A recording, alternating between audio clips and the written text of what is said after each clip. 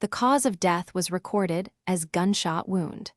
The laboratory findings indicated otherwise, revealing a precise match between the projectile retrieved from the deceased and the firearm recovered at the scene. This correlation is pivotal in forensic ballistics analysis, establishing a direct link that often serves as critical evidence in criminal investigations. Initial examinations noted multiple entry wounds on the deceased's torso, indicative of close-range firing. Upon closer inspection, microscopic striations on the bullet corresponded exactly to those inside the barrel of the suspect firearm when test-fired under controlled conditions. This match is confirmed through comparison with known ballistic standards and databases, affirming a definitive connection between the weapon and the ammunition used in the fatal incident.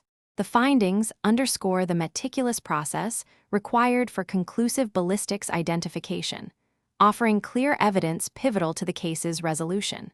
Chapter: Case Background. The incident under examination occurred on October 15th at a residential property located in suburban Springfield, Illinois. The initial report was made by the deceased's neighbor upon noticing unusual activity and hearing what sounded like fireworks early that morning. Upon closer inspection, the neighbor observed an open front door with signs of forced entry and called local law enforcement.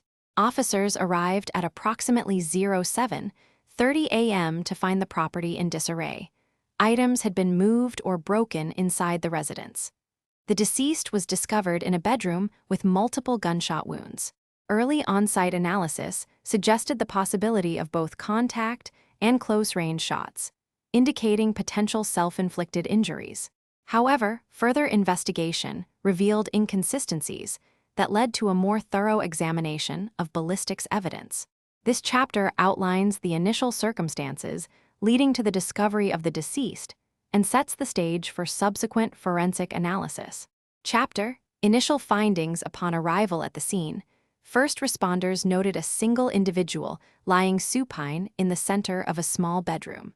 The room was moderately cluttered, with no apparent signs of forced entry or struggle aside from minor displacement of furniture near the deceased's position.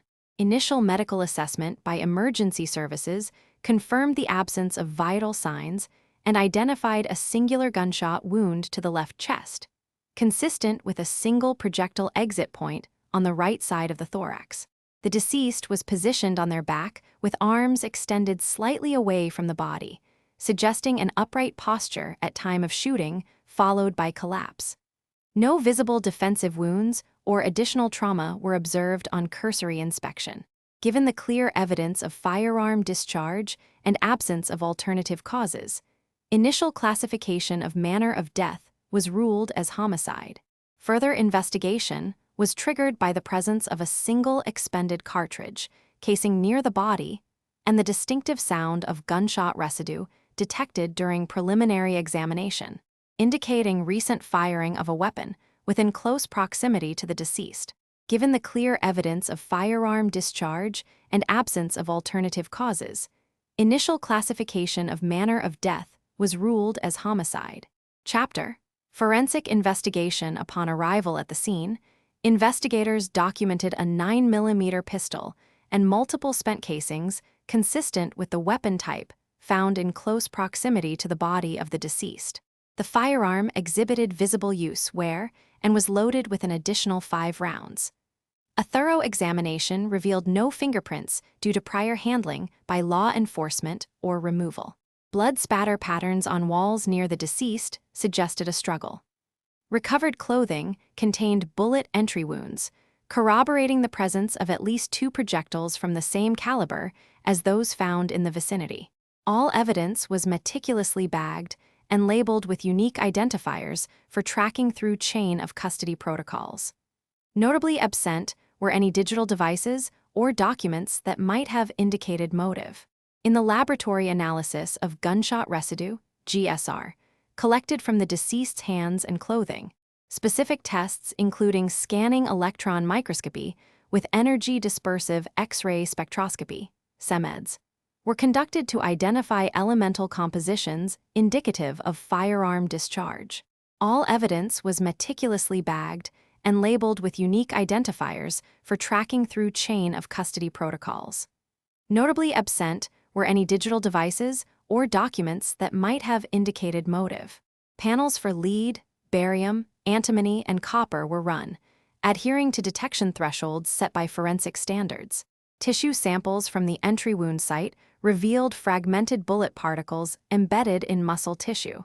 Analyzed via histological sections stained with hematoxylin and eosin, H and E.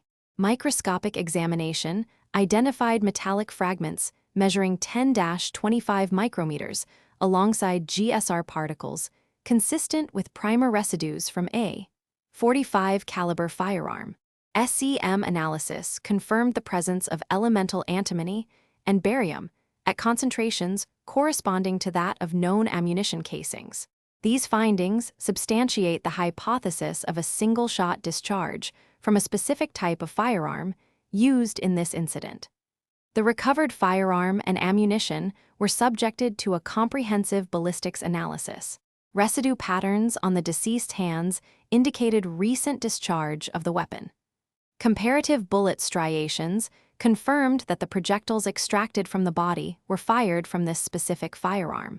This evidence established a direct link between the weapon and the fatal injury. The absence of defensive wounds suggested the shooting occurred in close proximity, supporting the hypothesis of an intimate interaction at the time of death. Postmortem interval estimation was conducted based on rigor mortis progression and entomological activity. The presence of blowflies and their larvae provided a temporal window of approximately 24 to 36 hours post-mortem. This timeframe corroborated witness statements placing the deceased in the vicinity prior to the incident, but contradicted initial reports suggesting an extended duration between sighting and discovery. The timeline reconstructed through ballistics analysis and PMI determination confirmed that the shooting occurred within a short period of the last known sighting, aligning with forensic evidence and corroborating witness accounts. The examination of ballistic evidence revealed a clear match between spent cartridge casings and bullet fragments recovered at the scene with those test-fired from a specific firearm. This congruence was confirmed through microscopic analysis, which identified unique striations and tool marks consistent across multiple specimens. The deceased sustained a single gunshot wound to the thoracic region, consistent with the trajectory of fire established by the positioning of both weapon and body, while the caliber and rifling patterns were unambiguous indicators of firearm origin. Interpretation of the shooter's position relative to the victim required consideration of environmental factors at the crime scene. Expert testimony would assert definitive linkage between the weapon and ammunition, but caution regarding precise reconstruction of events due to potential variability in shooting posture and distance. Chapter Resolution. The examination of ballistic evidence in this case has led to a conclusive match between the firearm used and the ammunition recovered at the scene, thereby establishing a definitive link in the investigation. Initial assessments were inconclusive due to limited comparative samples and obscured trajectories. However, thorough analysis revealed distinctive striations and landings on the bullet casings that aligned with microscopic markings found within the barrel of the suspect's weapon. This correlation was confirmed through cross-referencing digital ballistics databases and corroborating measurements with expert testimony. The central finding of a matching firearm and ammunition substantiates the involvement of the identified weapon in the incident, thus resolving uncertainties surrounding the source of the projectiles. The integration of advanced imaging techniques and comparative analysis provided clarity where previous methodologies fell short.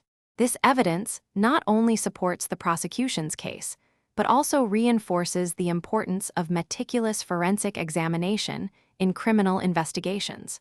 Thus, the initial hypotheses regarding disparate firearms have been revised based on empirical data, illustrating the dynamic nature of investigative science and its reliance on evolving analytical tools. This analysis underscores the critical role of meticulous ballistics examination in confirming the association between a specific firearm and recovered ammunition casings. thereby substantiating the weapon's involvement in fatal incidents. The methodology highlights the necessity for precise comparison techniques to uphold evidentiary standards. The file remains open,